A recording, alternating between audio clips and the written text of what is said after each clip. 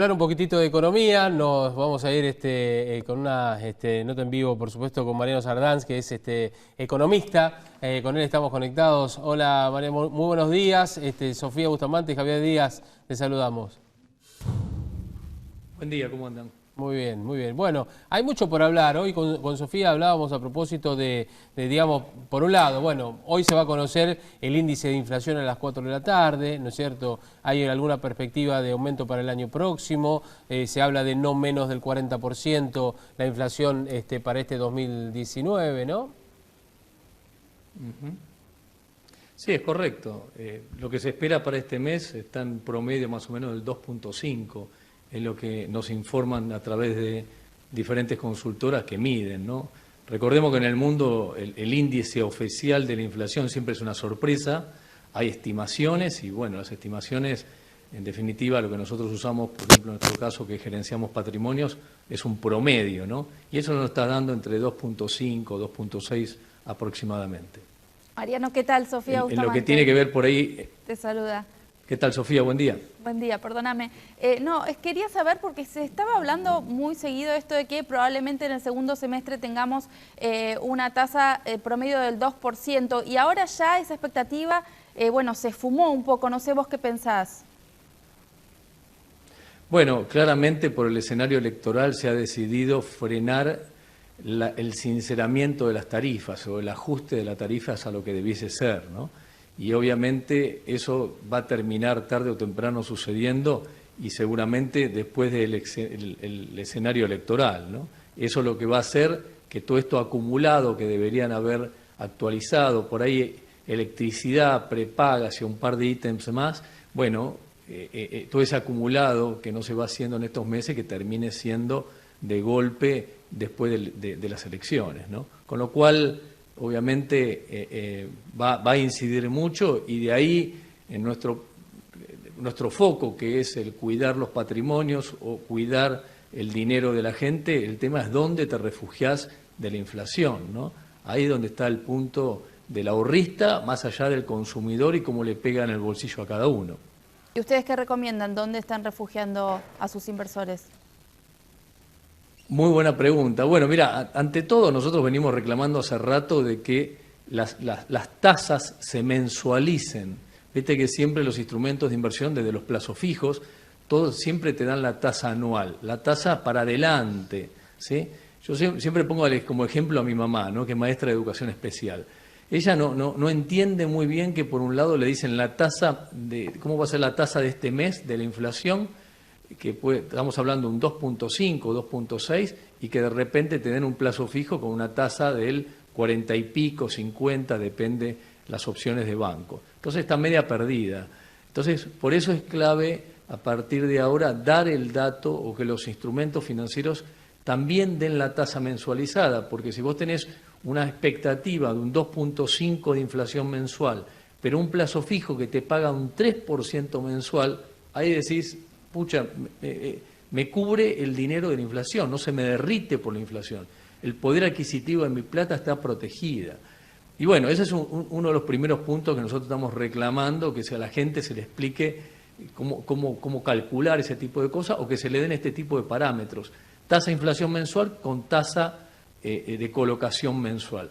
Ahora, después los instrumentos, yo te diría, para el conservador que usa el plazo fijo, son los instrumentos que te protegen de la inflación. Por ejemplo, en los bancos hoy tenés el plazo fijo UVA.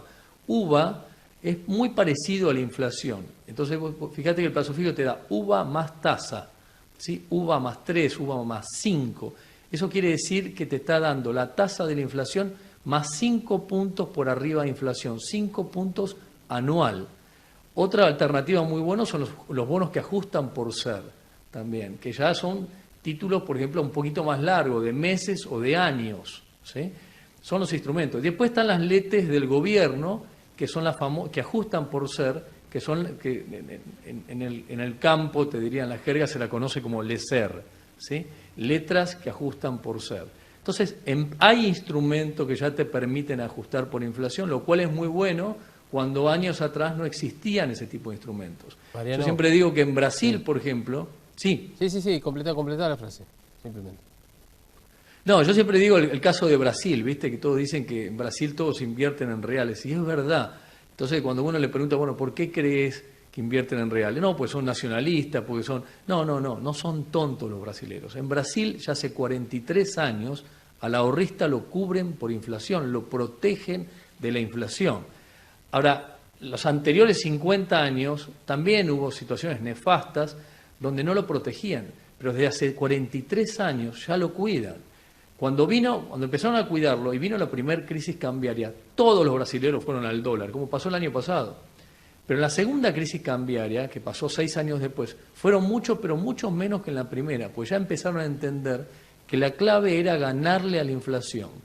Y obviamente pasaron varias crisis cambiarias para que todos los brasileños entiendan que el secreto es protegerse de la inflación.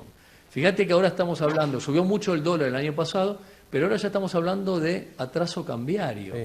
Bueno, nosotros, cuando vos te protegés de la inflación y te... Los argentinos nunca estamos conformes, Sí, digamos, perdón, y siempre estamos preocupados, con lógica razón, ¿no es cierto? Pero bueno, cuando sube el dólar estamos preocupados, cuando baja decimos qué estará pasando, ¿no es cierto?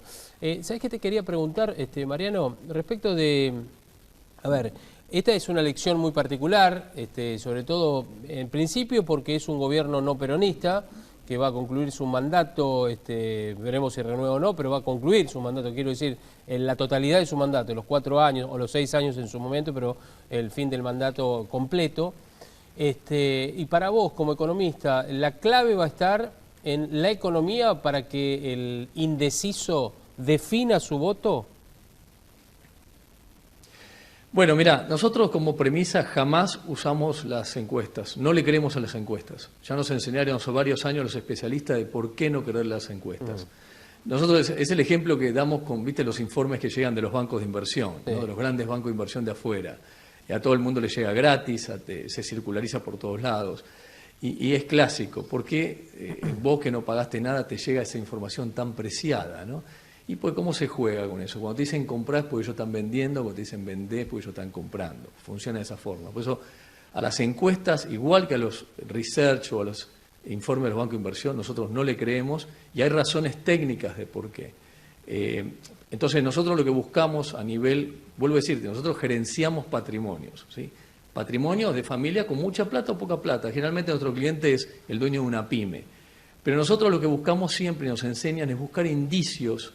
Jamás creerle las encuestas, pero sí buscar indicios. Hay entre 12 y 13, 14 indicios de los cuales uno puede hurgar para saber realmente cómo va a ser el escenario electoral, cómo va a ser el resultado.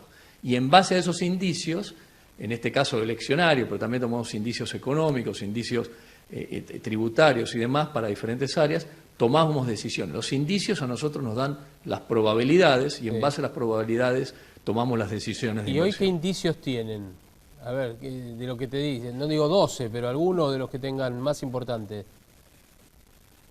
Gana Cambiemos, el asunto es por cuánto, pero ¿sí? Gana Cambiemos, no hay ninguna duda. Y de nuevo, si entendemos el duranbarbismo como juega, que siempre juega por atrás, en todas las elecciones ha hecho lo mismo, y si entendemos que hoy las principales encuestadoras, las que realmente tienen cobertura para hacer una encuesta seria, Sí. están todas cooptadas, contratadas por el propio gobierno nacional, es el gobierno nacional el que le dice a las encuestadoras qué datos quieren ellos que las encuestadoras publiquen. Y esta victoria para ustedes... Las encuestas son armas electorales. Sí, sí, claro. Esta victoria para ustedes de Cambiemos, ¿es en primera vuelta, en segunda vuelta?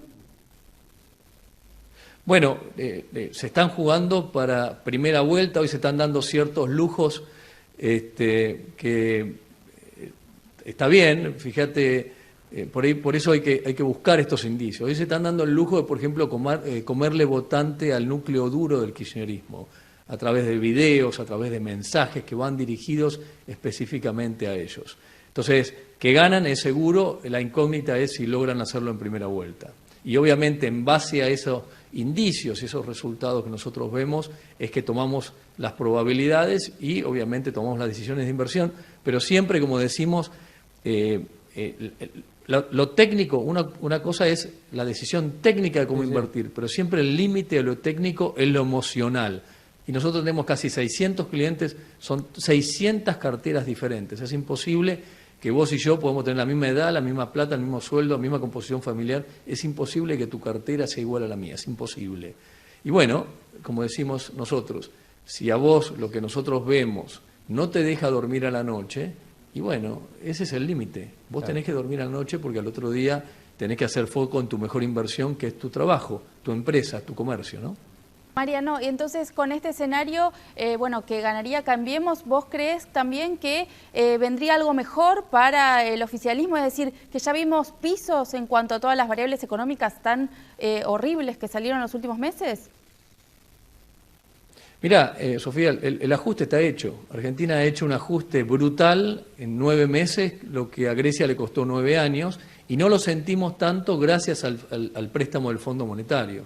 El préstamo del Fondo Monetario fue una decisión política, una decisión para que Cambiemos pueda reelegir y obviamente para que este terrible ajuste no incida en la economía y en el bolsillo de la gente en general, aunque incidió, por supuesto. Pero estamos hablando de un ajuste del 3% cuando sin préstamo del Fondo Monetario hubiese sido casi el 14%. Brutal hubiese sido eso. Con lo cual el ajuste está hecho. Los déficits que tenías, o sea, el turismo, energético, comercial y fiscal, se dieron vuelta, con lo cual es de acá todo para arriba, indudablemente. Bien, Mariano, te agradecemos muchísimo este contacto, este análisis pormenorizado que, bueno, obviamente como vos, un hombre inversionista o que aconseja y obviamente especialista en el tema, en economía y finanzas, nos aportaste en el día de hoy. Te mandamos un abrazo grande y gracias por tu tiempo. Gracias por venir.